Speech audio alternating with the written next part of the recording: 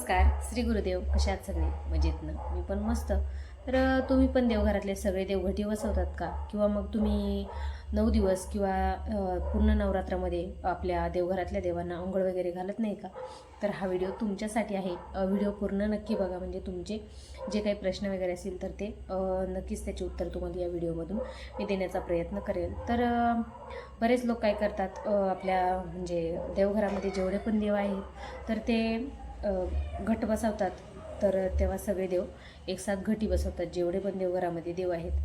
तर ते घटी बसवायचीत की नाही ते पण मी पुढे व्हिडिओमध्ये सांगणार आहे. आणि तुम्ही देवांना अंघोळ जर घालत नसाल तर तरी पण तुम्ही हा व्हिडिओ पूर्ण बघा, त्याचे पण मी तुम्हाला माहिती सांगण्याचा प्रयत्न करते. तर बरेच लोक काय करतात, जेव्हा नवरात्र सुरू होते आणि देवघटी बसतात तर यामध्ये फक्त देवी घटी बसत असतात.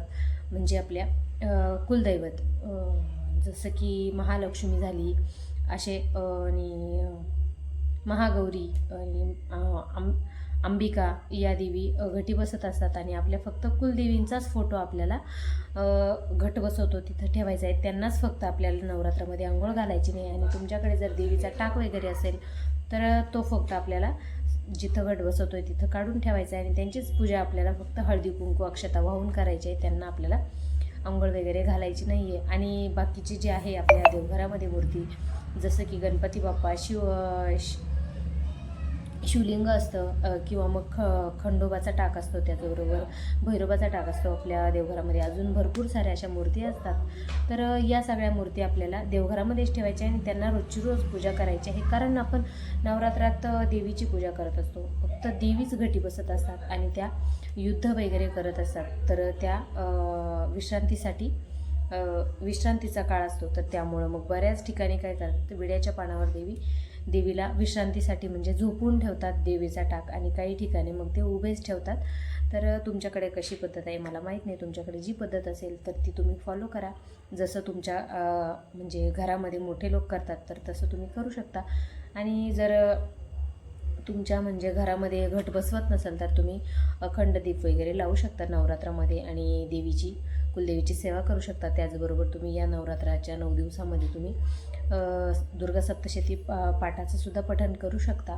तर बाकी देव आपल्याला देवघरामध्येच ठेवायचे आणि त्यांची रोजची रोज पूजा करायची. कारण फक्त देवीलाच आपल्याला घटी बसवायचं आहे. तुमच्याकडे जो पण कुलदेवतेचा टाक असेल, फोटो असेल, किंवा मग मंगल कलश असेल तर मंगल कलश पण 9 दिवस आपल्याला हलवायचा नाही. त्याचबरोबर देवीचा टाक पण आपल्याला हलवायचा नाही आहे. आणि कुलदेवतेची फोटो असेल, मूर्ती असेल, जे काही असेल तर ते आपल्याला दुसऱ्या पाटावर ठेवायचं आहे, जिथं आपण घट बसवतो त्या ठिकाणी.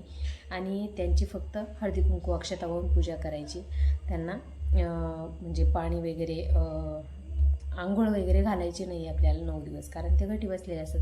आणि बाकी तुमच्याकडे जे पण देव असतील, खंडोबाचा असेल किंवा मग बाकी जेवढ्या पण मूर्ती असेल तर त्यांना रोजची रोज आंघोळ घालायची. कारण आपल्याला 9-10 दिवस आपण देव बिना आंघोळीचे ठेवून आणि आपल्याला त्याचं पातक वगैरे लावून घ्यायचं नाही, किंवा मग उगाच याचा दोष आपल्याला लावून घ्यायचा नाही. तर त्यामुळं बाकीच्या देवांना आपल्याला आंघोळ घालायची. आणि फक्त कुलदेवतेचा टाक वगैरे जो काही असेल तर त्याला फक्त आपल्याला 10 दिवस हलवायचा नाही आहे. आणि लांबूनच आपल्याला पूजा करायची, लांबूनच आपल्याला हळदी कुंकू अक्षता व्हायची असते.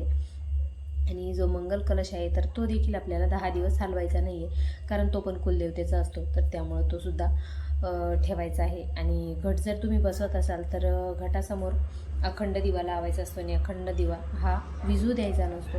तर अशा पद्धतीने तुम्ही करू शकता. त्याचबरोबर राहिली अन्नपूर्णा मातेची मूर्ती. तर अन्नपूर्णा माता जरी महागौरीचं रूप असलं तरी पण अन्नपूर्णा हे तिचं दुसरं रूप आहे महागौरीचं. तर त्यामुळं अन्नपूर्णा मातेला सुद्धा आपल्याला देवघरामध्येच ठेवायचं आणि रोजची रोज तिची पूजा अंघोळ वगैरे आपल्याला बाकीच्या देवांप्रमाणेच आपल्याला अन्नपूर्णा मातेला देखील अंघोळ वगैरे घालायची आहे, त्याच्यावर तिची पूजा देखील करायची आहे. मग कारण अन्नपूर्णा माता ही घटी बसत नाही, कारण अन्नपूर्णा माता ही महागौरीचं दुसरं रूप आहे.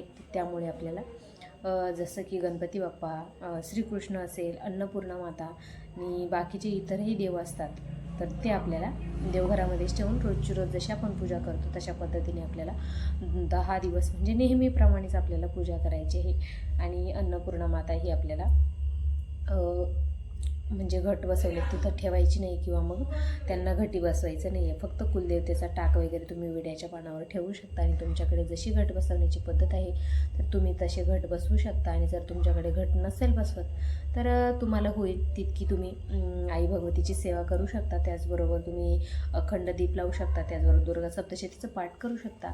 त्याचबरोबर तुम्ही अजून नवार्णव मंत्राचा जप देखील या 9 दिवसांमध्ये करू शकता. आणि सकाळी पूजा वगैरे करून त्याचबरोबर आरती वगैरे फूल वगैरे व्हायचे आहे आणि संध्याकाळची पण आपल्याला आरती पूजा आपल्याला देवीची करायची आहे. त्याचबरोबर नवार्णव मंत्राचा जप तुम्ही करू शकता, म्हणजे ओम ऐं ह्रीं क्लीं चामुंडाय विच. तर या नवार्णव मंत्राचा जप करायचा आहे. आणि 9 दिवस देवी घटी बसलेली असते. तर या म्हणजे शुंभ निशुंभ वध किंवा मग जे असतो रक्तबीज संहार वगैरे, तर हे करून देवी दमलेली असते. आणि या राक्षसांबरोबर देवी युद्ध करते आणि युद्ध करून देवी दमलेली असते. तर या काळामध्ये ती विश्रांती घेत असते आणि विश्रांती घेऊन त्यानंतर मग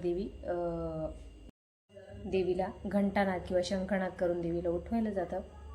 आणि काही ठिकाणी अशी प्रथा आहे, 9 दिवस देवीचा टाक जो आहे तर तो विड्याच्या पानावरती झोपवून ठेवतात आणि त्यानंतर मग तिची पूजा करतात. आणि काही ठिकाणी असं असतं की तो टाक उभा ठेवला जातो आणि त्यानंतर नवरात्र संपली की पुन्हा 5 दिवस मग तो टाक म्हणजे निद्रा अवस्थेमध्ये ठेवतात. तर तुमच्याकडे कशी पद्धत आहे त्या पद्धतीने तुम्ही करू शकता. आमच्याकडे अशी पद्धत आहे की 9 दिवस देवीचा टाक उभाच ठेवतो, त्यानंतर मग बाकीची तिची पूजा होते.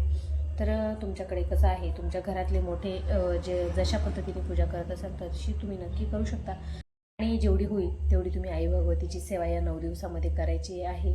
कारण आपल्या हिंदू धर्मामध्ये नवरात्रीला खूप सारं असं महत्त्व आहे. आणि असं म्हणतात की या 9 दिवसांमध्ये देवी सूक्ष्म रूपामध्ये आपल्या घरामध्ये वास करत असते आणि तिला प्रसन्न करण्यासाठी आपण भरपूर सारे प्रयत्न करत असतो. पृथ्वी तलावरती देवी देवता अवतारत असतात 9 दिवस आणि त्यांची सेवा करण्याचा आपल्याला जवळजवळ 10-11 दिवस यावेळेस योग आलेला आहे. तर 11 दिवस म्हणजे 11व्या दिवशी दसरा आलेला आहे, 10 दिवसांची नवरात्र आहे. तर 1 दिवस अजून आपल्याला वाढून भेटला आहे भगवतीची सेवा करायला. तर होईल तेवढी सेवा तुम्ही तुमच्या श्रद्धेने इच्छेने करू शकता. त्याचबरोबर जे काही करा ते मनापासून करा, बाकी काही नाही. देखावा करण्यापेक्षा मग तुम्ही जास्त करण्यापेक्षा थोडी सेवा करा, पण ती मनापासून करा, एवढं माझं म्हणणं आहे. तर 9 दिवस 10 दिवस आपल्या घरामध्ये देवी विराजमान असतात. तर शांततेमध्ये करा, घरात वादविवाद न करता देवीची सेवा करा. जेवढी होईल तेवढीच करा, जास्त काही नाही की तुम्ही खूपच केलं पाहिजे असं काही नाही. कारण जसं मुलांना आईची गरज असते तर आईलाही मुलांची गरज असते. आणि आपण आईची सेवा पण जेवढी पण करू श्रद्धेने करू तर ते तिच्यापर्यंत पोहोचणं एवढंच महत्त्वाचं आहे. तर तुम्ही किती करता याला महत्त्व नाही, तुम्ही कशी करता याला महत्त्व आहे. तर तुम्ही थोडीफार आई भगवतीची सेवा करू शकता. आणि तुमच्याकडे कशी पद्धत आहे तर तुम्ही नक्कीच कमेंट करून सांगा. आणि तुमच्या घरातली जशी म्हणजे देवीचे टाक कसे ठेवतात तर त्या पद्धतीने तुम्ही ठेवा. फक्त तुम्ही सगळेच देवघटी बसू नका, एवढंच मला सांगायचं आहे. तर चला, आजचा व्हिडिओ कसा वाटतो कमेंट करून नक्की सांगा. जर व्हिडिओ आवडत असेल तर नक्कीच व्हिडिओला लाईक शेअर आणि चॅनलला सबस्क्राईब करा. धन्यवाद.